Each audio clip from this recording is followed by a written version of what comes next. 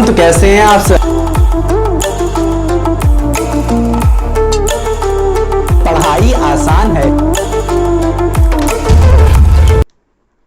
तो प्यारे बच्चों, अब हम लोग स्टार्ट करेंगे मास एनर्जी का रिलेशन, या मास एनर्जी इक्विवेलेंस भी कह सकते हैं आप। ठीक है, समझ रहे हैं। मास एनर्जी का रिलेशन मतलब जो एल्बर्ट आइंस्टाइन जी ने आपने सुनी होगी, वो equals to M C square. हाँ कि ना, उसी का ही हम लोग पूरा अच्छे से यहां पे अच्छे से उसे पढ़ेंगे। क्या वही relation equals to M C square. पर मैं मानता हूं कि ये पूरी तरह से सही नहीं है। समझ में आ रहा है कि नहीं? क्योंकि ये कहता है कि क्या मास can be converted into energy, ऐसा कहते हैं, अधिकतर बुकें भी कहती हैं ऐसी चीजें। ठीक है, मास can be converted into energy. But जब एल्बर्ट आइंस्टीन जी ने जब इस इक्वेशन को दिया था, तो ऐसे नहीं दिया था। इन्होंने ऐसे दिया था कि mass is equals to E by C square. फिर डिफरेंट डिफरेंट लोग आते गए, तो अब ऐसे लिख दिया उन्होंने। समझ में आया ना? इन्होंने ऐसे लिखा था। ठीक है, और क्या कहते थे वो एल्बर्ट आइंस्टाइन जी ने क्या कहा इसको इन्वेंट करते समय, ये देखिए कि इन ईयर 1905 एल्बर्ट, अब ये समय क्या है, 1905 का समय है, मतलब 1905 का समय है। सर अल्बर्ट आइंस्टाइन, कौन? Sir Albert Einstein in his special theory of relativity, उन्होंने एक स्पेशल थ्योरी ऑफ रिलेटिविटी दिया था। ठीक है, अगर आप इसके बारे में अच्छे समझना चाहते हैं तो मुझसे बताइएगा, मैं समझाऊंगा। स्पेशल थ्योरी ऑफ रिलेटिविटी में ये कहा, क्या suggested that mass is a form of energy. इन्होंने कहा जो मास है, मतलब अगर मैं ये कह लूं ऑब्जेक्ट, इसके पास मास है तो इसके पास कुछ एनर्जी है। मैं हूं, मेरे पास मास है तो मेरे पास एनर्जी है, मतलब मास is a form of energy. क्या हुआ? मास is a form of energy. भाई साहब ने बोला, एल्बर्ट आइंस्टाइन जी ने बोला, क्या सजेस्ट किया कि जो मास है is a form of energy, वो कुछ और नहीं, एनर्जी ही है। ज्यादा मास ज्यादा एनर्जी। समझ में आया कि नहीं? अब देखिए, he also predicted that mass and energy are equivalent, मतलब मास और एनर्जी कुछ और नहीं, एक ही चीज है। समझ में आया कि नहीं? मास और एनर्जी कुछ और नहीं, एक ही चीज है, इक्विवेलेंट है। ही ऑल्सो प्रिडिक्टेड, उन्होंने एक और भविष्यवाणी दी, क्या? कि mass and energy are equivalent. समझ में आया कि नहीं? इतना समझ में आया, ये इन्होंने कहा। और ये सब कहते कहते इन्होंने ये फॉर्मूला दिया, क्या? कौन सा फॉर्मूला दिया? m is equals to E upon C square. समझ में आया कि नहीं? इन्होंने साथ ही साथ एक और बहुत ही बेहतरीन चीज कही। वो क्या कहा? Whenever energy of a body is increase, जब भी कभी किसी भी बॉडी की एनर्जी को बढ़ाया जाता है, जैसे मैं हूं, मेरी एनर्जी को बढ़ाया जा रहा है, बढ़ाया जा रहा है, बढ़ाया जा रहा है, बढ़ाया जा रहा है, बढ़ाया जा रहा है, बढ़ाया जा रहा है, बढ़ाया जा रहा है, इसका मतलब मेरा मास भी बढ़ाया जा रहा है। क्या कहा? कि इफ, देखिए, whenever energy of a body is increase, suppose by amount of M, मतलब मान लेते हैं एनर्जी बढ़ाई गई एम से, मेरी क्या, आप अपनी ले लीजिए, एनर्जी बढ़ाई जा रही है, बढ़ाई जा रही है, बढ़ाई जा रही है। हाँ क्या? बाय अमाउंट ई मतलब कोई भी ले लेते हैं energy. Then mass of a body is also increase by mass M. इसका मतलब क्या हुआ? अगर मैं आपकी एनर्जी बढ़ा दूं, आपके बगल वाली की एनर्जी बढ़ा दूं, समझ में आया कि नहीं, तो उसका मास भी बदल जाता है, मतलब उसके मास में भी चेंज आ जाता है। समझ रहे हैं कि नहीं? हाँ कि ना? मतलब क्या हुआ यहां से रिजल्ट, कि एनर्जी भाई साहब बढ़ाओगे तो मास बढ़ेगा ही बढ़ेगा। समझ में आया कि नहीं? If whenever energy of a body is increased, suppose by m, then mass of a body also increase by m। और इसी को कैसे लिखा गया? क्या क्या लिखा गया? E upon C square, M is equal to E upon C square. मतलब अगर किसी भी बॉडी की एनर्जी को बढ़ाया जाएगा तो मास भी भाई साहब क्या करेगा? बढ़ेगा। समझ में आया? इन्होंने ऐसे लिखा था, ये नहीं लिखा था क्या कि मास can be converted into energy, या मास को बढ़ाएंगे तो एनर्जी बढ़ेगी, ऐसा नहीं लिखा था। इन्होंने क्या कहा कि एनर्जी बढ़ाओगे तो मास बढ़ेगा। समझ में आया कि नहीं? इन्होंने ये चीज कही। आया कि नहीं? समझ में आया कि नहीं? और यहां से हम लोग एक चीज यहां से कह सकते हैं कि mass is a property that all energy exhibit. समझ में आ रहा है कि नहीं? ये तो थोड़ी अलग चीज है, बट बताएंगे आपको अच्छे से। देखिए, इतना समझ में आया कि नहीं? अब यहीं पे अगर मैं आपसे एक क्वेश्चन पूछूं, यहीं पे अगर मैं आपसे एक क्वेश्चन पूछूं कि एक स्टेशनरी ऑब्जेक्ट, मान लेते हैं मैं रुका हूं, ठीक है, और मैं फिर बाद में क्या कर रहा हूं, दौड़ रहा हूं, मेरा ही आइडेंटिकल कोई इंसान दौड़ रहा है, तो बताइए दोनों में से मास किसका बड़ा होगा, इस रुके हुए इंसान का या जो इंसान दौड़ रहा है। मतलब अगर मैं हूं, मैं 100 केजी का हूं और मेरा दोस्त भी 100 केजी का है, वो दौड़ रहा है, तो मेरा मास बड़ा या उसका मास? अरे सर जी क्या पूछ रहे हो, दोनों का मास तो सेम ही होगा।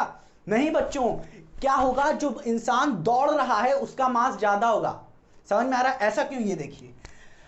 अब देखिए यहां पे क्वेश्चन लिखा है, which body has a more mass, stationary body या एन आइडेंटिकल बॉडी, उसी तरह की बॉडी जो कि क्या कर रही है, मोशन कर रही है, मतलब मूव कर रही है। तो मैंने अभी बताया जो मोशन करेगी उसका मास ज्यादा होगा। क्यों? क्योंकि उसके पास क्या आ जा रही है, बताइए बताइए बताइए, उसके पास एनर्जी आ जा रही है। क्या आ जा रही है? एनर्जी आ जा रही है। और यही चीज हम लोगों ने पढ़ा है कि जब भी किसी बॉडी की एनर्जी बढ़ती है, इसका मतलब उसका मास भी बढ़ता है बाई एम। एम कुछ भी हो सकता है, समझ में आएगा?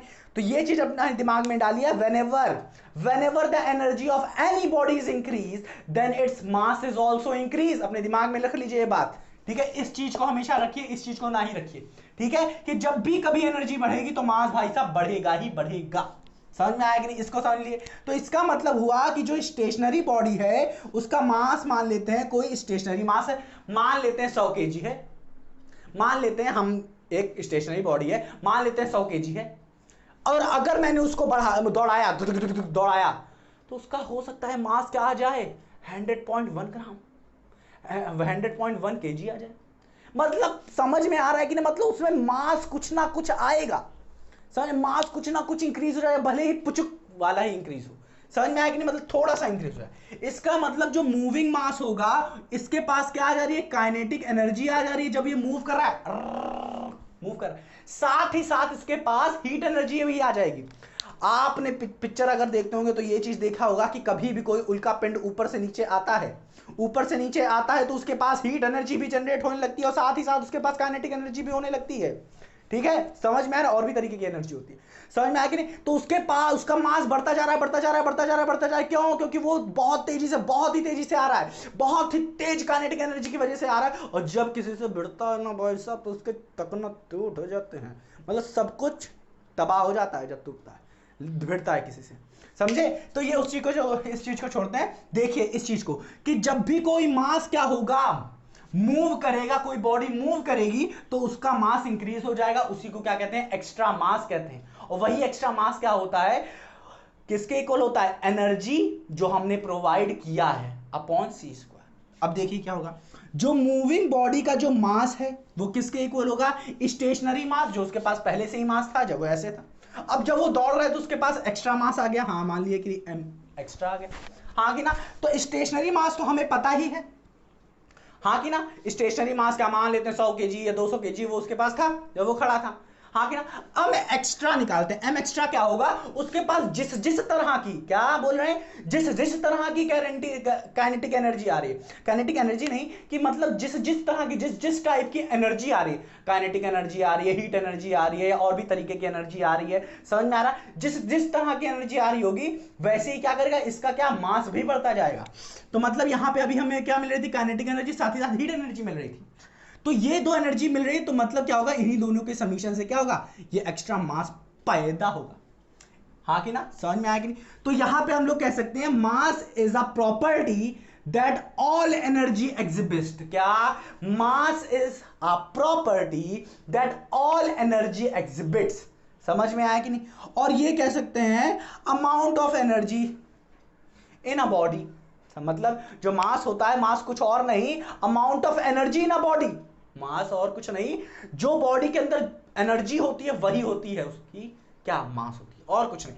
समझ में आ रहा है कि एनर्जी टर्न क्लियर हो रहा है आपके दिमाग में, मास टर्न क्लियर हो रहा है, कुछ और नहीं, जो बॉडी का एनर्जी है वही क्या है, मास है, बस और कुछ नहीं। समझ में आएगा नहीं? जितनी ज्यादा एनर्जी होगी किसी बॉडी की उतनी ही क्या होगी, उसकी मास होगी। समझ में आया? इसको लिखिए, अभी और क्लियर करके पढ़ते हैं, इसे अच्छे करिए।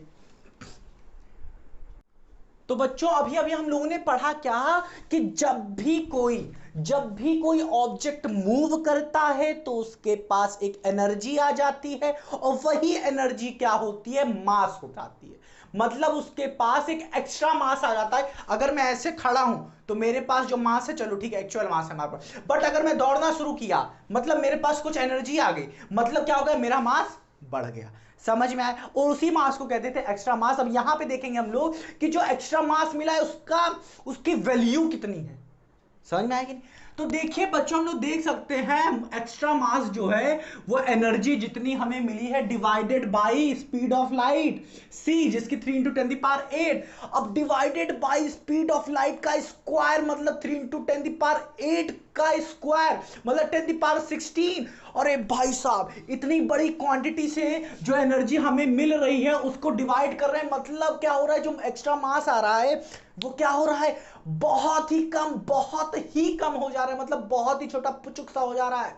मतलब यहां पे जो एक्स्ट्रा मास आ रहा है, mass is very very small but energy is not zero. Energy कह रहे हैं, मास इज नॉट जीरो। समझ में आया कि नहीं, कि जो मास हमें मिल रही है भाई साहब वो जीरो नहीं है, बट हम मान लेते हैं कि हाँ नेग्लिजिबल, ठीक है, इतना है जो कंपेरेबल टू मुझसे है, मेरी मास से कंपेरेबल जो मास बढ़ा है वो बहुत ही कम है, इसलिए जीरो मास लेते हैं। कभी हम लोग जब दौड़ते हैं तो हमें नहीं लगता है कि हमारा मास बढ़ा, ठीक है, क्योंकि वो कंपेरेबल क्या होता है, नेग्लिजिबल, ठीक है, मतलब उसको हम लोग क्या मान लेते हैं, हाँ भाई साहब वो नहीं है, मतलब बहुत ही स्मॉल होता है, बट बच्चों जीरो नहीं मानेंगे उसे, इतना याद रखिए। तो यहां पे देखिए बच्चों, अगर मैं आपसे कह देता हूं, अगर मैं आपसे पूछता हूं, क्या इतना सब कुछ पढ़ लिए, महाभारत पूरी पढ़ लिए, अब हम लोग अगर आपसे मैं पूछूं कि what is mass, what is mass, तो बहुत सारे बच्चे बताएंगे क्या, mass is a matter, amount of matter that contain by a body. समझ में आया कि नहीं, ये अधिकतर बच्चे बताएंगे, बट अभी अभी जो मैंने आपको बताया है, ठीक है, उससे अधिकतर बच्चे ये भी कह सकते हैं mass is the amount of energy contain by a body और ऑब्जेक्ट। हाँ कि ना, अभी मैंने बताया था आपको एनर्जी का कॉन्सेप्ट सब, हाँ कि ना, समझ में आ रहा है कि, तो ये कह सकते हैं it is the amount of energy, amount of what, amount of energy contain in a body. हाँ कि ना, समझ में आया कि नहीं, अमाउंट, जितना ज्यादा एनर्जी उतना ज्यादा मास, जितना ज्यादा एनर्जी उतना ज्यादा मास, मेरे भाई साहब इतना समझ में आ रहा है कि नहीं। अब इसको समझने के लिए कॉन्सेप्ट में बताता हूं अच्छे से, वो समझिए, ठीक है, यहीं से समझ में आएगा आपको अच्छे से। देखिए ऑब्जेक्ट पर जितना ज्यादा मास है, यहां पे क्या है, जितना ज्यादा एनर्जी है भाई साहब उसका उतना ज्यादा मास होगा। समझ में आया कि नहीं। अब देखिए यहां पे हमारे पास क्या है, यहां पे हमारे पास क्या है, ऑब्जेक्ट है, इसी को कहा गया मास क्या है, it is the amount of matter contain in a body, या क्या, mass is the amount of energy contain in a body, यही चीज कहा गया। बॉडी कहा है या ऑब्जेक्ट ले लीजिए, कुछ भी ले लीजिए, मैंने ले लिया यहां पे ऑब्जेक्ट है ये, और ये ऑब्जेक्ट किससे बन के रखा, बना बनाया, देखेंगे हम लोग कि ये कौन कौन सी चीज किस किस से बन रही है, उन किस किस के पास कितनी कितनी एनर्जी, और वही एनर्जी जो देगी हमें, वही देगी हमें मास। देखिए कैसे, अब ये जो है हम मान लेते हैं कोई ऑब्जेक्ट है, ऑब्जेक्ट किसके किससे बना रहता है, ऑब्जेक्ट किससे बना रहता है, एटम से। तो ये है हमारे पास भाई साहब एटम। अब इसके पास कौन सी एनर्जी होगी इन एटम्स के पास, एटम के बीच में कौन सी फोर्स होती है, इंटर एटॉमिक फोर्सेस होती हैं, हाँ कि ना, अट्रैक्शन, इंटर एटॉमिक फोर्स की वजह से एक दूसरे को अटैक करेंगे, करेंगे, और यही इंटर एटॉमिक फोर्स, जब कोई भी फोर्स अट्रैक्शन फोर्स या है तो वो क्या हो जाती है, वो क्या होती है, सिंपल सी चीज, पोटेंशियल एनर्जी होती है वो अट्रैक्शन फोर्स। तो यहां पे हमारे पास एक पोटेंशियल एनर्जी होगी, किसके पास, एटम ए से रिप्रेजेंट किया। अब बच्चों ये जो एटम होते हैं वो बड़े ही शरारती होते हैं, वो एक ही जगह नहीं रुके होते, इधर इधर इधर इधर घूम रहे होते, मतलब कुछ वाइब्रेट कर रहे होते, वाइब्रेट करेंगे, हाँ कि ना, वाइब्रेट करेंगे, एक ही जगह पे बैठे रहेंगे थोड़ी ना, ये तो शरारती बच्चे हैं जो कि क्या करेंगे, वाइब्रेट करेंगे, वाइब्रेट कर रहे हैं, मतलब इनके पास एनर्जी है, कौन सी, काइनेटिक एनर्जी, इधर उधर घूम रहे हैं बच्चों की तरह। समझ में आ रहा है कि नहीं, तो मतलब वाइब्रेशन वाली क्या है इनके पास, काइनेटिक एनर्जी है, वाइब्रेटिंग काइनेटिक एनर्जी के लिए, काइनेटिक एनर्जी के लीजिए आप सिंपल, हाँ क्या समझ में आया। तो इनके पास दो एनर्जी हुई है, क्या है, एक पोटेंशियल एनर्जी है और एक काइनेटिक एनर्जी है। समझ में आ रहा है कि नहीं, किसके पास, एटम के पास। अब देखते हैं क्या भाई एटम किससे बना होता है, अभी अभी पढ़ के आए हो चैप्टर, क्या एटम किससे बना होता है, बताओ, एटम बना होता है भाई साहब किससे, प्रोटॉन, न्यूट्रॉन, जो कि न्यूक्लियस है और न्यूक्लियस के चारों ओर क्या होता है, इलेक्ट्रॉन। तो ये होता है क्या हमारा एटम, एटम के पास न्यूक्लियस, न्यूक्लियस में प्रोटॉन न्यूट्रॉन, और ये क्या होता है, क्या हमारे पास इलेक्ट्रॉन। हाँ कि नहीं, इतना आपके दिमाग में है कि नहीं।